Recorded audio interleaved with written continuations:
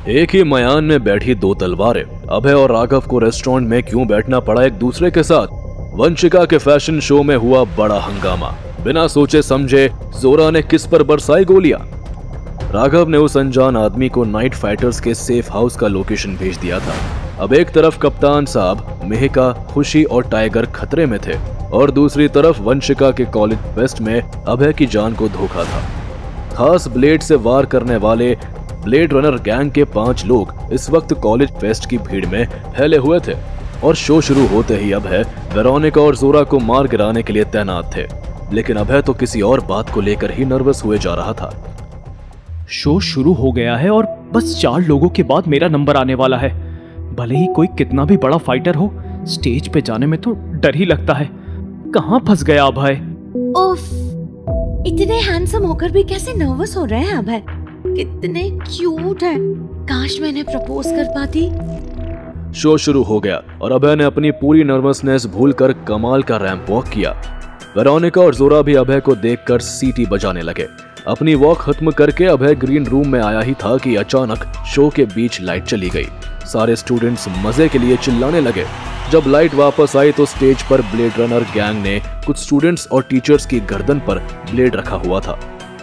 अभय बाहर निकल वरना फालतू में 5 मासूमों की जान चली जाएगी। मैं यहाँ से सारे ब्लेड रनर्स को आसानी से शूट कर सकती हूँ। वेरोनिका, मुझे कवर करो जल्दी। नहीं रुको, अभय का मैसेज आया है। मैं लाइट फिर से ऑफ कर रहा हूँ। हमारे पास 30 सेकेंड का अंधेरा होगा 5 ब्लेड रनर्स को पकड़ने का।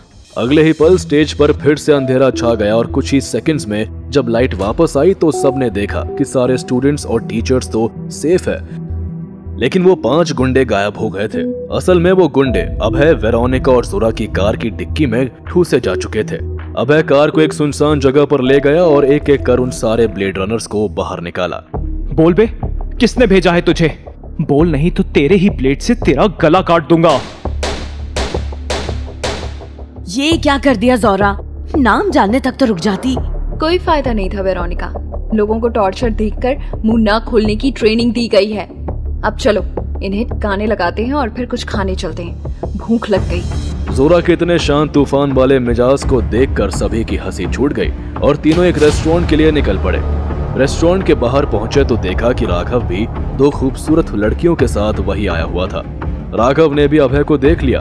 तभी उसके साथ आई लड़की अभय की तरफ जाकर बोली, आप मिस्टर अभय है ना? हम आपकी दादी के बर्थडे पर मिले थे। अच्छा, ओ शायद मिले होंगे। Nice to meet you. हैं?